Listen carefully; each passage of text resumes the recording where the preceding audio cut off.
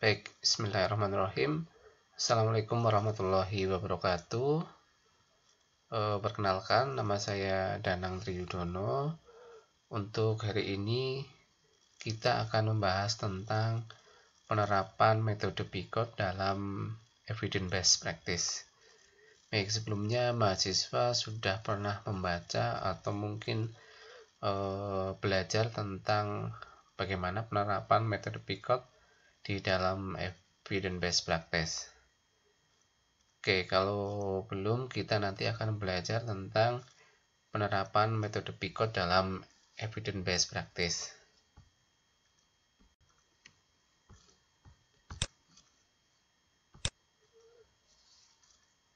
Baik, untuk tujuan dari pembelajaran mata kuliah ini, yang pertama, mahasiswa dapat mengetahui tentang apa itu pengertian dari evidence-based practice.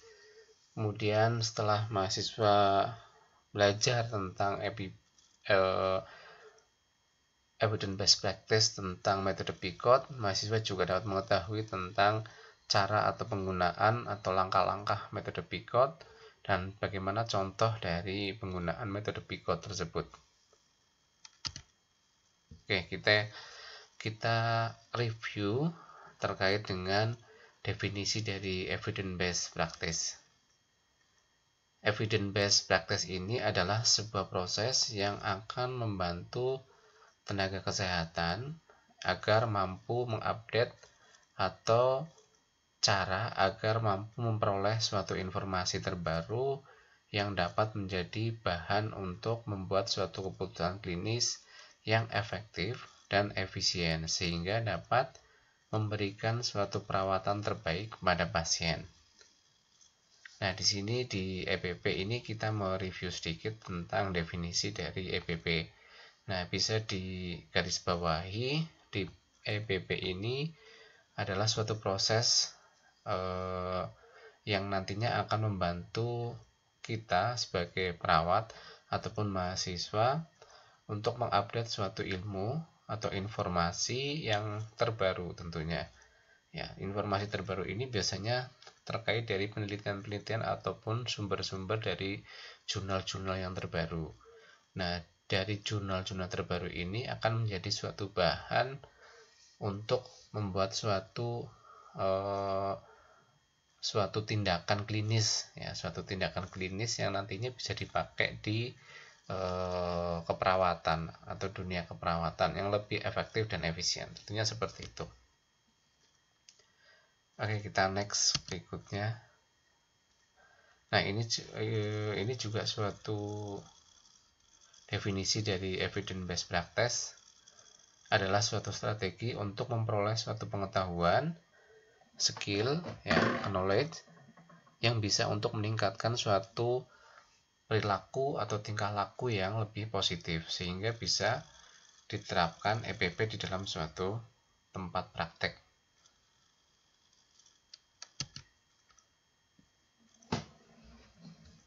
Kemudian langkah-langkah apa saja yang harus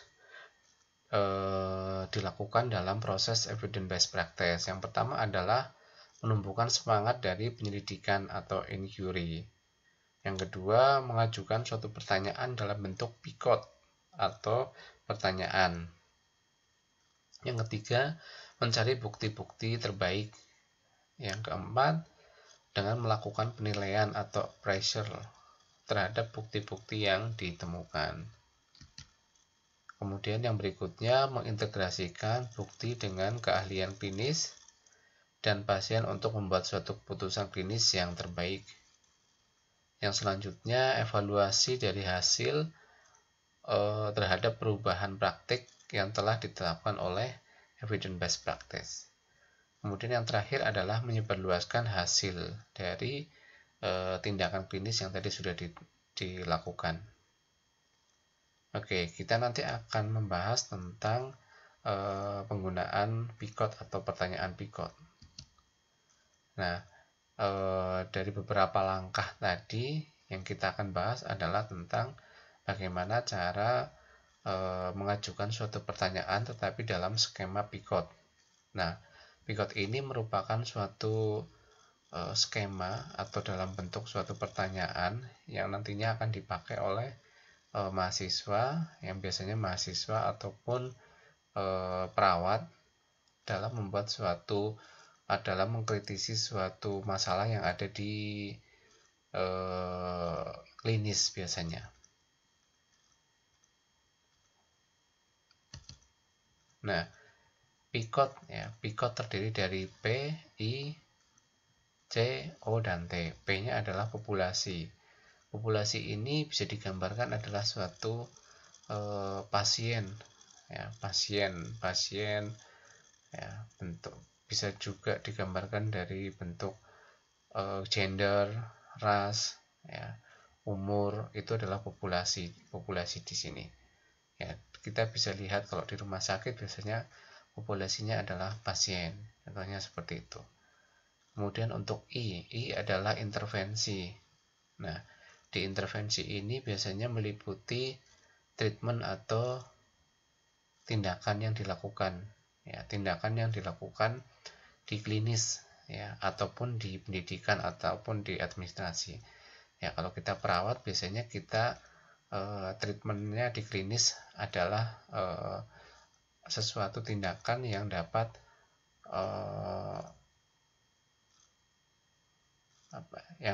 untuk membantu pasien ya dalam menurunkan biasanya nyeri yang terjadi. Nah, itu intervensi.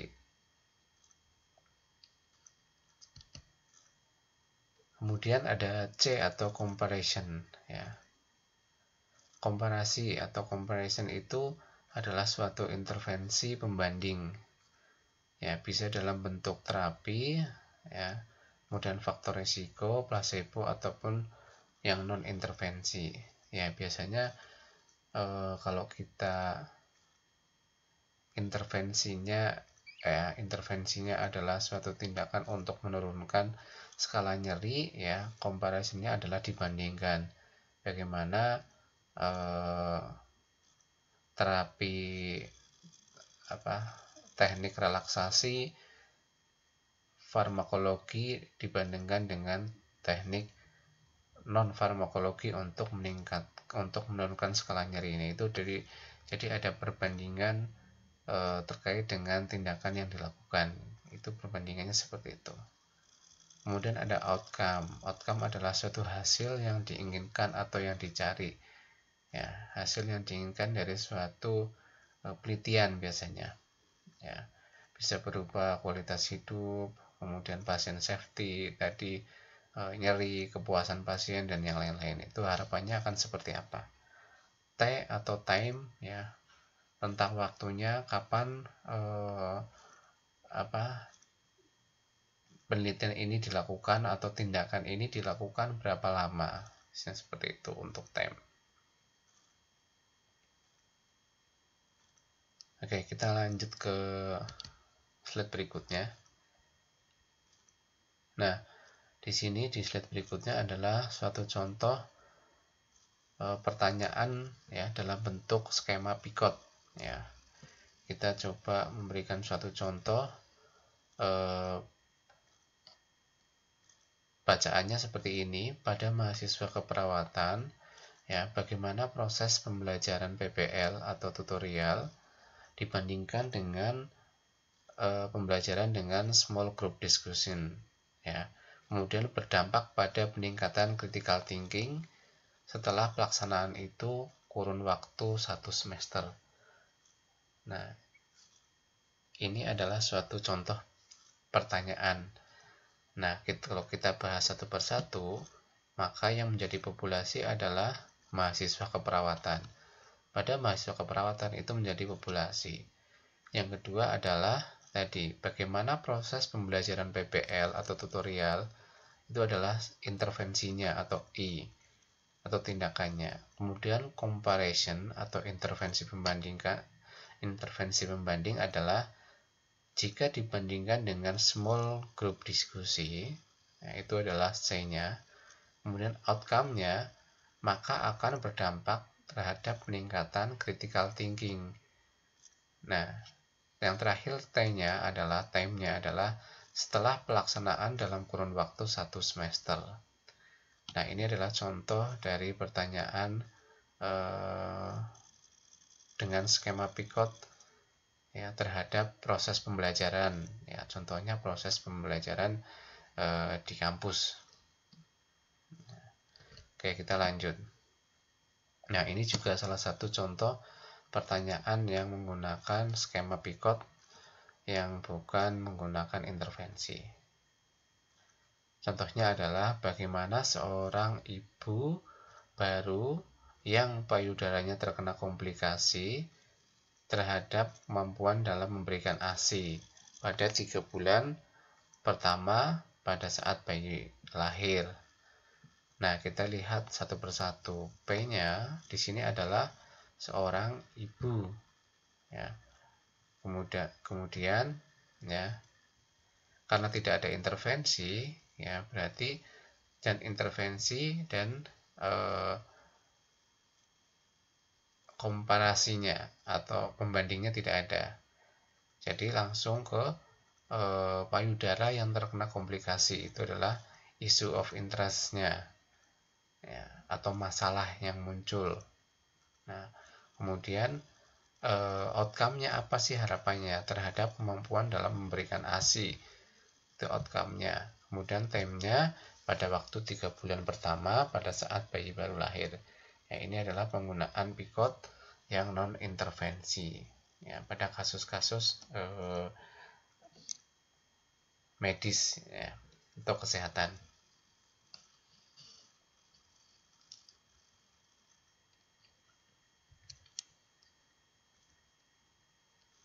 Oke, ya, jadi sebenarnya ada banyak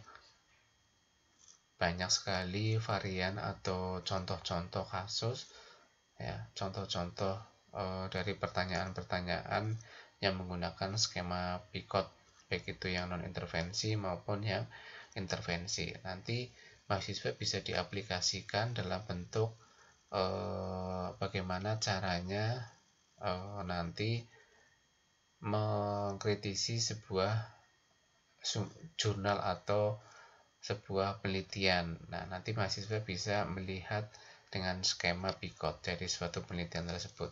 Seperti itu. Mungkin nanti di pembahasan berikutnya mahasiswa akan mencari atau merumuskan sebuah skema Picot terhadap suatu penelitian. Nah, nanti bisa digunakan dengan cara seperti ini yang sudah disampaikan. Oke, kita masuk ke sub berikutnya. Nah, di bab ini kita akan membahas tentang bagaimana studi kasus itu atau case study. Nah, definisi dari case study adalah suatu serangkaian kegiatan ilmiah yang dilakukan secara intensif, terinci, mendalam tentang suatu program, peristiwa, aktivitas, baik pada tingkat perorangan, sekelompok orang, lembaga, atau organisasi untuk memperoleh suatu pengetahuan mendalam tentang peristiwa tersebut. Nah, jadi bisa digarisbawahi bahwa studi kasus ini adalah suatu kegiatan penelitian ilmiah ya, yang dilakukan secara terperinci ya, atau intensif ya, atau mendalam ya, yang menguak suatu peristiwa tertentu ya, suatu peristiwa pada seseorang, pada sekelompok atau pada lembaga ya, untuk mengetahui seberapa dalam peristiwa tersebut itu bisa dijadikan fenomena. Nah, itu adalah case study. Nah, menurut Herdiansah tahun 2015 menjelaskan bahwa suatu penelitian studi kasus merupakan rancangan penelitian yang bersifat komprehensif, intens, memperinci, dan mendalam, serta lebih diarahkan sebagai upaya untuk menelaah masalah-masalah atau fenomena yang bersifat kontemporer ataupun terbatas waktunya. Nah, hampir sama tadi penjelasannya. Nah, bagaimana dengan metode studi kasus? Nah, metode studi kasus ini merupakan suatu desain pembelajaran yang berbasis tingkat kesatuan dan pendidikan, dan metode ini membentuk suatu penjelasan tentang masalah atau kejadian dan situasi tertentu. Metode ini biasanya dapat juga digunakan untuk mengembangkan berpikir kritis dan menemukan solusi baru dari suatu topik yang dipecahkan.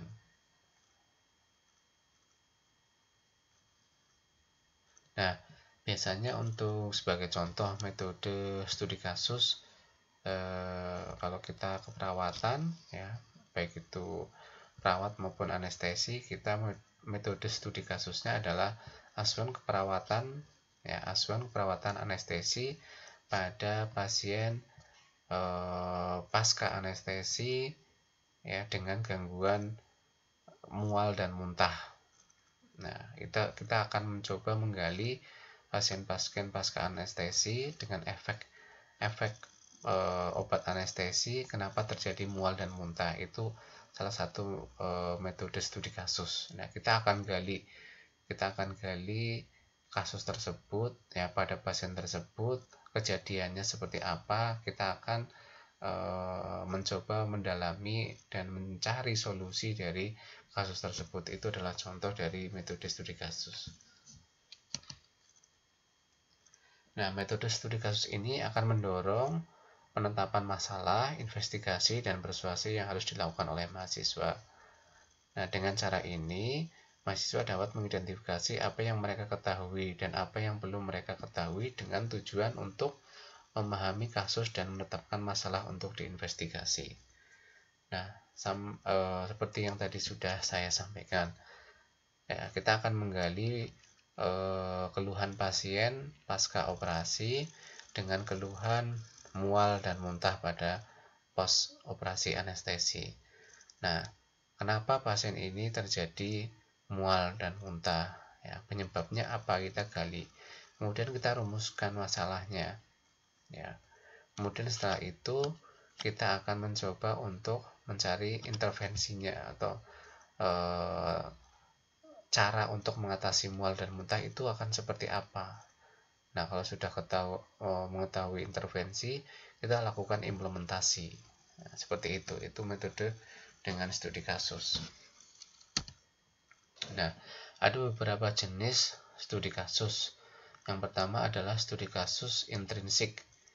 Ya, studi kasus ini apabila kasus yang dipelajari secara mendalam mengandung hal-hal yang menarik untuk dipelajari, berasal dari kasus itu sendiri, atau dapat dikatakan mengandung minat dan intrinsik atau interest intrinsik. Ya, kalau kita keperawatan, anestesi ataupun keperawatan, maka studi kasus intrinsik itu ya yang berkaitan dengan keperawatan anestesi. Itu adalah suatu studi kasus intrinsik. Nah, yang kedua adalah studi kasus instrumental, ya, atau instrumental case study, di mana apabila suatu kasus yang dipelajari secara mendalam dan hasilnya akan dipergunakan untuk memperbaiki atau menyempurnakan teori yang telah ada atau untuk menyusun teori baru. Nah, ini adalah suatu metode studi kasus untuk pengembangan suatu teori. Ya, jadi bukan suatu implementasi di klinis, tetapi ini adalah pengembangan teori, ya, dari penerapan teori dan pengembangan dari teori. Yang ketiga adalah studi kasus kolektif. Nah, apabila studi kasus ini dipelajari secara mendalam oleh beberapa kelompok kasus, ya, walaupun masing-masing kasus individu dalam suatu kelompok itu tetap dipelajari dengan maksud untuk mendapatkan karakteristik umum, karena setiap kasus mempunyai ciri tersendiri dan bervariasi. Kolektif, ya, berarti pembelajaran studi kasus yang dilakukan secara berkelompok. Ya.